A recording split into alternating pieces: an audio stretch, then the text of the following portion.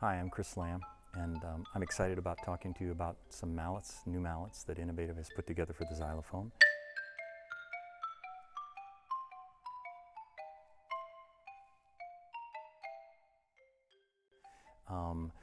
They approached me about making these mallets and designing these mallets, and with the idea of presenting even more possibilities, more tools for percussionists on the xylophone.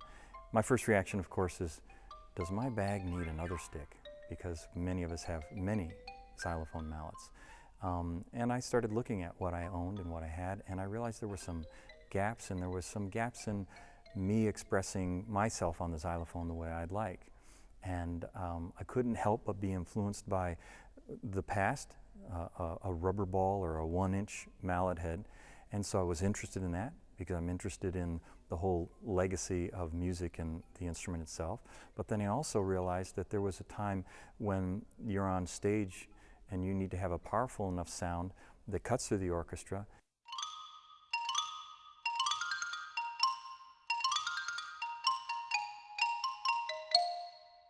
And yet also can be expressive in a single note, as if in a Shostakovich symphony.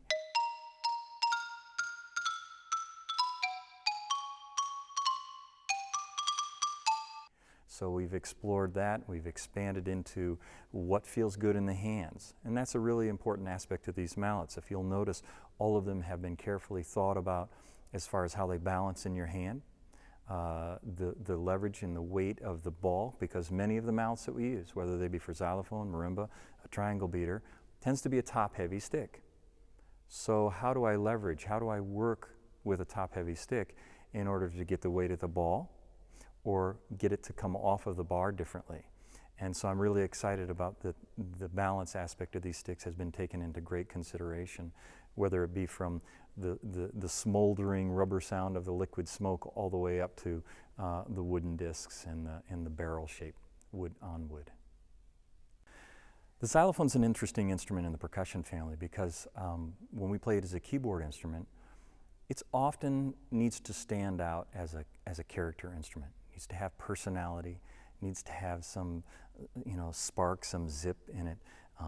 Let's face it, oftentimes it's sort of almost like in the piccolo family or that kind of character. And the instrument itself has had a huge range of years.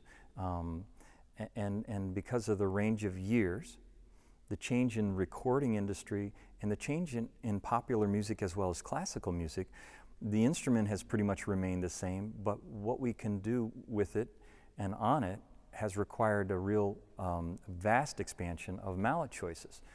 There used to be, most everyone would play with some kind of rubber mallet or a rubber mallet that was slightly wound or had some kind of yarn or string on it. And now, in this day and age, when we come to play the xylophone, we cannot lose track of the legacy of this instrument. Players that came before, types of music that were written, that were popular and that were recorded, knowing those musicians, knowing that sound with those mallets should influence what we do on this instrument in an orchestra setting, because oftentimes those orchestral parts for xylophone are influenced by by what was then contemporary music, popular music. So the design of these mallets is to span that, to look at the soft rubber, so it sort of has sort of a dark, smoky, more covered sound. The playfulness and fun of the orange mallet and a 1-inch ball that is quick off the instrument, doesn't feel like it's massive.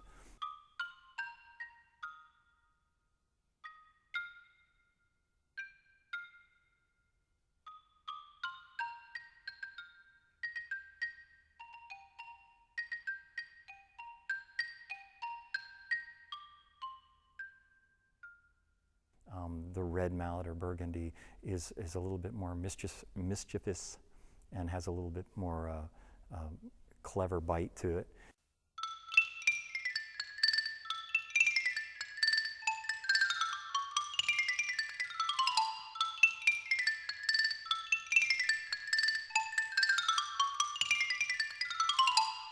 And then we move on into the more normal mallets, what we would call normal as far as a classical influence of 1 1/8 inch ball, and having a little bit more power to fill a bigger house, We're not recording necessarily with it as we would have with a 1-inch ball.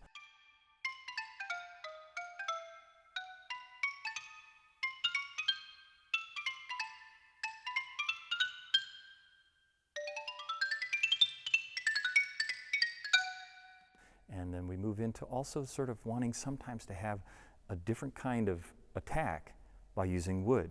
You know, oftentimes we get hung up with, on the xylophone or even bells, about the tick or the contact sound. And yet in some music and in some settings, the context of that contact sound actually is part of the woodiness, sounds like bones, or the playfulness just sounds childish, if you will.